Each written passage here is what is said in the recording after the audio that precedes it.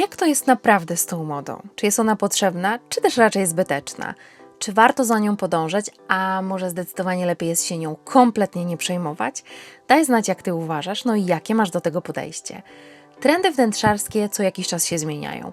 Nie są one co prawda tak dynamiczne jak na przykład w przypadku mody odzieżowej, bo we wnętrzach nie obserwujemy nowych trendów co sezon. Jednak na przestrzeni kilku lat można zauważyć już całkiem sporo modyfikacji i zmian. Ja jestem Kaja i na co dzień wraz z mężem prowadzę firmę Brain House, która zajmuje się automatyką budynkową, czyli tworzy inteligentne domy. A jeżeli oglądają mnie na przykład projektanci wnętrz, architekci lub ludzie z branży remontowo-budowlanej, to zapraszam do kontaktu pod tym adresem mailowym w celu nawiązania ciekawej współpracy. A w dzisiejszym odcinku już po raz kolejny weźmiemy na tapet trendy wnętrzarskie i konkretne elementy, które zwyczajnie wyszły już z mody. Zostawiam Ci również link do pierwszego odcinka, więc jeżeli masz ochotę go obejrzeć, to kliknij tutaj lub na link w opisie pod filmem. Jednak zanim przejdę do omówienia konkretów, mam do Ciebie jeszcze małą prośbę. Jeżeli lubisz mój kanał i content, który na nim publikuję, to będzie mi niezmiernie miło, jak klikniesz przycisk subskrybuj. A jeżeli chcesz być na bieżąco ze wszystkimi nowościami, to pamiętaj również o kliknięciu przycisku dzwoneczka, no i łapki w górę pod tym filmem.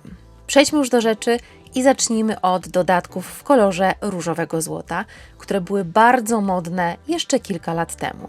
Począwszy od lamp, wazoników, stolików kawowych, baterii łazienkowych, a skończywszy na tacach, ramkach, świecznikach i różnego rodzaju dodatkach.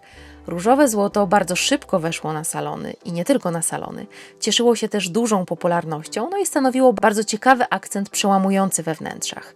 Było powiewem świeżości względem na przykład srebra, które tak naprawdę modne jest od zawsze. Różowe złoto jak szybko pojawiło się we wnętrzarskim świecie, tak i szybko też z niego zniknęło. W obecnych trendach niestety nie zajmuje ono żadnego miejsca. Z kolei tak jak na chwilę wyparło ono srebro, tak i obecnie zostało ono wyparte przez żółte złoto, które od kilku sezonów ma się bardzo dobrze, no i też nic nie wskazuje na to, że okres swojej świetności ma już za sobą.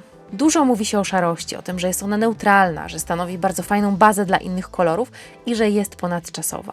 No, we wnętrzarskim świecie wiele rzeczy wcale nie jest tak oczywistych, jakby się mogło wydawać i co do zasady szarość jest kolorem ponadczasowym, jednak wnętrza urządzone w tej kolorystyce, w dominujących proporcjach i na dodatek też w chłodnych odcieniach są już passé. Trend na szarość i antracyt rozpoczął się mniej więcej 10 lat temu. Dominował wtedy również beton i wszystko, co było zarówno szare, jak i też betonowe, było wówczas gwarancją wnętrzarskiego sukcesu. Dzisiaj odchodzimy już od chłodnych kolorów i zdecydowanie od chłodnej szarości w nadmiarze, głównie na przykład z błękitnymi tonami. Kolorystyka, która jest na czasie, została przeze mnie omówiona już w tym oto filmie, więc jeżeli go jeszcze nie widziałeś, to oczywiście zachęcam Cię do nadrobienia zaległości. Szarość jest modna, ale taka, która jest ciepła, która jest ziemista, jest przełamana. Ten odcień ma być kojący i spokojny, ale też i przytulny, by nie sprawiał wrażenia, że przestrzeń, w której przebywamy, jest chłodna i też odpychająca. Często w modzie wcale nie chodzi o jakieś wielkie, spektakularne zmiany, jakieś rewolucje, tylko o drobne niuanse, które paradoksalnie w całości wnętrza wcale już takie małe nie są. Przejdźmy teraz do mojego absolutnie ulubionego punktu, a mianowicie do kamieni dekoracyjnych we wnętrzach, głównie takich, które nie są ułożone w całości, a jedynie we fragmentach, wyglądając trochę tak, jakby ściana nie była dokończona. Szczerze mówiąc, osobiście nigdy nie rozumiałam fenomenu tej mody. Skąd się w ogóle wziął pomysł na takie dziwne ułożenie i czemu tak naprawdę miało to służyć? Jak wiesz, to daj znać w komentarzu pod filmem. Dla mnie wygląda to trochę tak, jakby na części ściany nie starczyło już materiału lub na przykład w połowie realizacji mocno zmieniła się koncepcja. Ale oczywiście abstrahując od moich indywidualnych preferencji, bo przecież nie o mnie tu chodzi, element ten już dawno nie jest w trendach. W dzisiejszych wnętrzach to rozwiązanie jest po prostu passé i się go nie stosuje. Obecnie urządzane wnętrza nie posiadają już takich rozwiązań, tym bardziej w takich konfiguracjach. Kilkanaście lat temu było to bardzo modne, mnóstwo wnętrz miało takie elementy na swoich ścianach, jednak teraz moda na to już się zakończyła. Przy okazji omawiania niemodnych już elementów we wnętrzach nie mogłabym nie wspomnieć o dekorach. Niegdyś widoczne w co drugiej łazience, w mniejszych bądź też większych ilościach, dziś już tak naprawdę bardzo rzadko wybierane, i kojarzące się też z przestarzałą modą. Doskonale pamiętam okres wielkiego boomu dekorów, w którym praktycznie każda kolekcja płytek miała je w swoim asortymencie, przez co ogromna większość ludzi, która urządzała swoje łazienki, właśnie się na nie decydowała. Poza samymi bardzo ozdobnymi, wzorzystymi dekorami, alternatywą były również gładkie pasy ścienne, pionowe bądź też poziome, w innej kolorystyce niż cała reszta płytek, po to by wizualnie wyróżnić się od jednolitej powierzchni. Ja sama w swoim pierwszym mieszkaniu, w łazience, również je miałam. Był to pionowy pas na ścianie w kolorze ciemnego brązu. No, kilkanaście lat temu wyglądało to fajnie, teraz niestety już niekoniecznie. To rozwiązanie miało przełamywać wnętrzarską prostotę i wprowadzać konkretny, wyróżniający się i rzucający się też w oczy element, który niestety obecnie z trendami nie ma kompletnie nic wspólnego.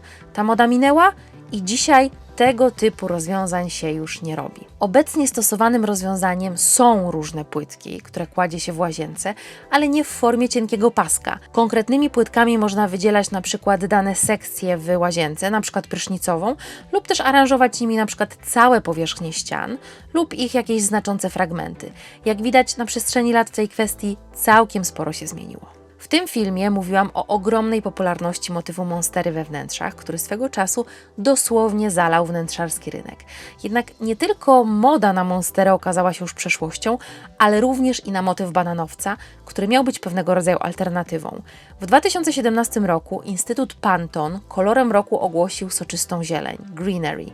Według Instytutu kolor ten miał symbolizować nowe początki, ponowne połączenie z naturą, odświeżenie i odrodzenie. Dlatego w związku z modą na ten kolor, oczywistym i też logicznym, była też moda na zielone motywy botaniczne, które do naszych wnętrz miały wprowadzać element dżungli, rajskiego klimatu czy też natury. Ale od 2017 roku minęły lata. Kolory roku również na przestrzeni tych lat się zmieniły, a co za tym idzie, również i pewna moda. Obecnie praktycznie nigdzie nie obserwuje się dodatków z motywem bananowca. Chyba że na garden party, bo to już po prostu było. A jak wiemy, to co widać w tym momencie na przykład w sklepach jest odzwierciedleniem obecnych trendów. Trendy są inne, to i produkty, które oferuje rynek także. Teraz roślinność we wnętrzach nadal jest jak najbardziej na topie, ale w zupełnie innym wydaniu niż motyw bananowca, na przykład na tapetach, na talerzach, poduszkach czy też innych elementach. Żywe rośliny doniczkowe, cięte kwiaty bądź też gałązki to coś, co w chwili obecnej jest bardzo na topie i jest też świetną alternatywą dla omawianego motywu bananowca. Co sądzisz o omawianych przeze mnie punktach? Czy się z nimi zgadzasz, czy też niekoniecznie? Daj znać w komentarzu pod filmem. Na dziś to już wszystko. Widzimy się w kolejnym odcinku. Do zobaczenia. Cześć!